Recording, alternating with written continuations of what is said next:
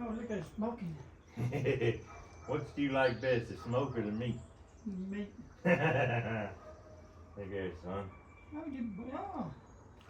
Somebody barbecue right now? Woo! I don't know if you call it barbecue or what. It'd be smoked meat.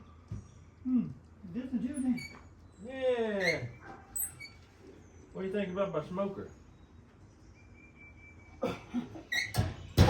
Oh, I think by now, as many times you've been in my smokehouse, you'll be immune to smoke, son. And you just put that on there, keep the smoke in there. Yeah, and that kind of helps choke her down, keep the heat. Yeah. Well, come here. What? People want to know. No, the people don't want to know. We're going to tell them anyway. I get so many people confused about the smoker versus the smokehouse. And you know, we use the smokehouse more. Right. Yeah, we did the smoking. And people think that a smokehouse is cooking it and that we're just going to take it out. But they don't realize that it never gets over like 100. This here is for cooking. Yeah. That ain't for cooking. Right. But that is the smokehouse is just Preserving. right. Preserving. And that's the big difference, people. Billy Merritt has a Facebook page devoted to the amateur smoke. I think he calls it the amateur smokehouse. And a lot of people come into that and they're talking about actually cooking meat. And so they want to build a smokehouse and they want to cook it. And I've seen some people down south, I think they kind of have to where it gets real warm. They have to get the heat up hot because they don't ever get cold enough to really preserve. I don't know if that's true or not because I don't live down in South Alabama or Louisiana, nothing like that. But this here is for cooking, and that there's for curing and smoking for preservation. Let's go show them in the smokehouse. Well, look in. Let's go show them in the smokehouse. We showed them in here. Now you see clearly the smokes are rising. It's hot. I can't leave my hand on that very long. It's literally cooking a small wild pig. And we're going to have a video about that. Unfortunately, I don't know if Frank's going to be able to taste test it because he's already got the jerk, the jitters. He's trying to leave me now. Yeah. It's all I can do to get him to go to the smokehouse. Let's go. Yeah, I got to roll like a mop. Cause I got to go from here to the big house. I got to get 4 boxes. Take it down the house. Go back up there. Oh, and look how weak it makes you feel. I'm assuming you know how to get to the smokehouse. No, I don't. I got to go. That's me. Oh, he's putting on like you don't know where the smokehouse, and we know. Yeah, we know he knows better. Oh, okay, I'm gonna go through the smoke. We know he know where the smokehouse is. He's got a trail wore out to it. Yeah, I go to the smokehouse. Ha ha ha ha. What a funny man. Ha ha ha. The smokehouse. What's you wearing that warm hat for and that coat? It's hot. I don't know. I just put it on this morning because she said, you need to put on the coat. And you do everything she says. You need to put on your hat because it's cool.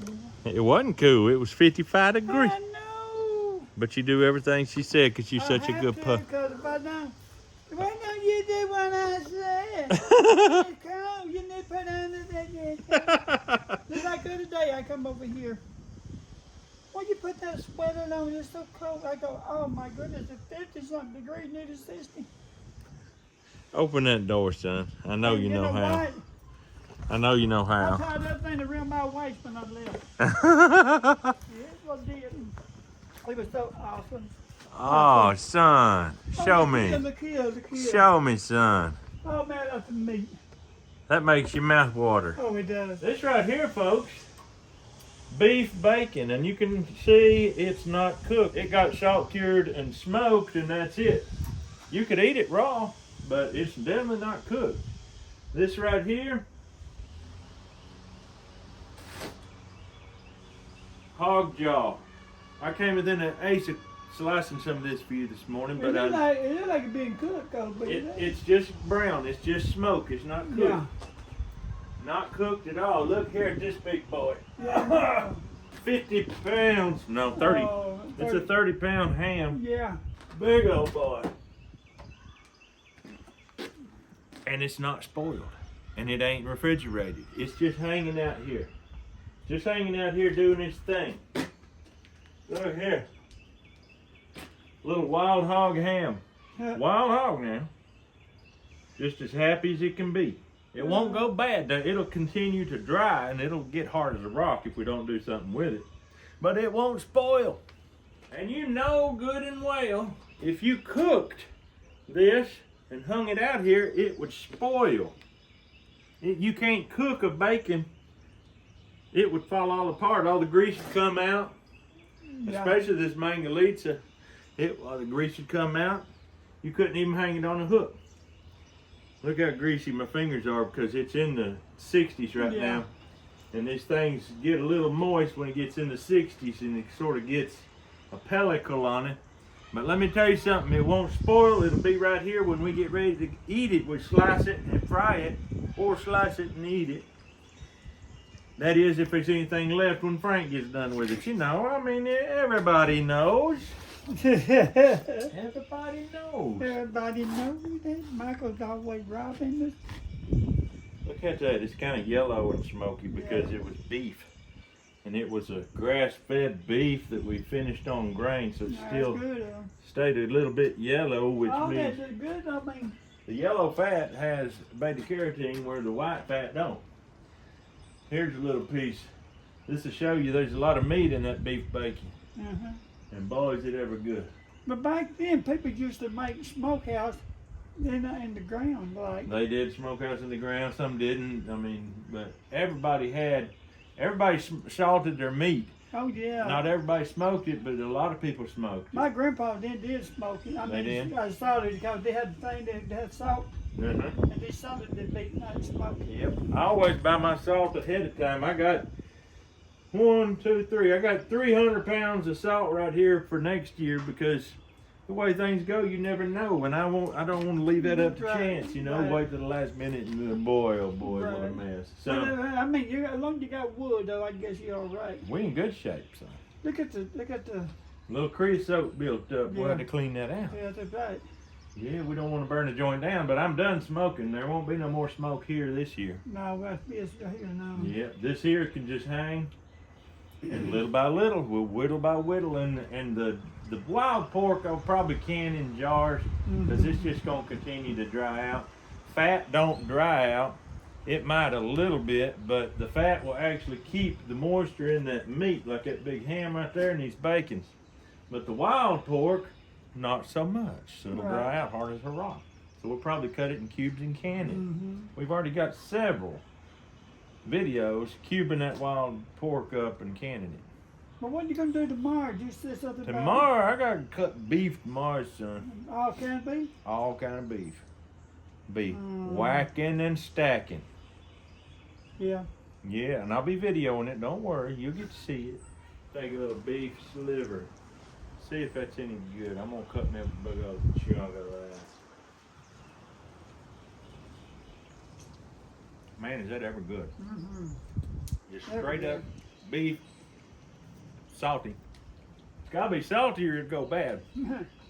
If you're gonna freeze it, you can kind of undersalt it or salt it however you want if you're gonna freeze it. But if you're gonna hang it out here, it's gotta have enough salt to keep it good. Right.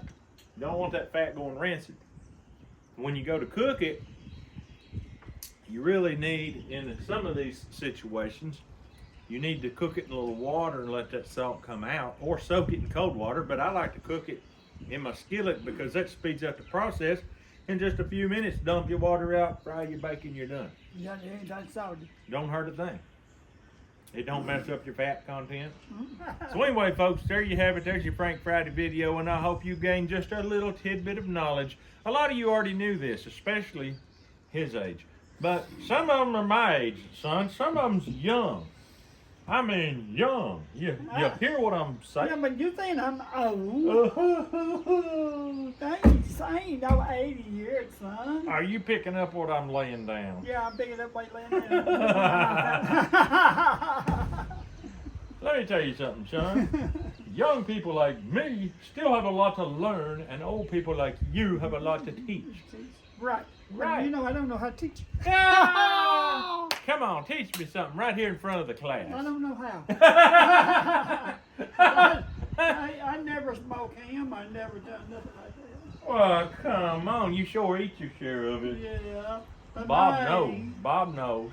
My is the Bob knows how much you eat of it. I have got many people telling me I've got to set up cameras, I got to set up tar and feathers, I got to set up little traps and signals and fishing line and you name it.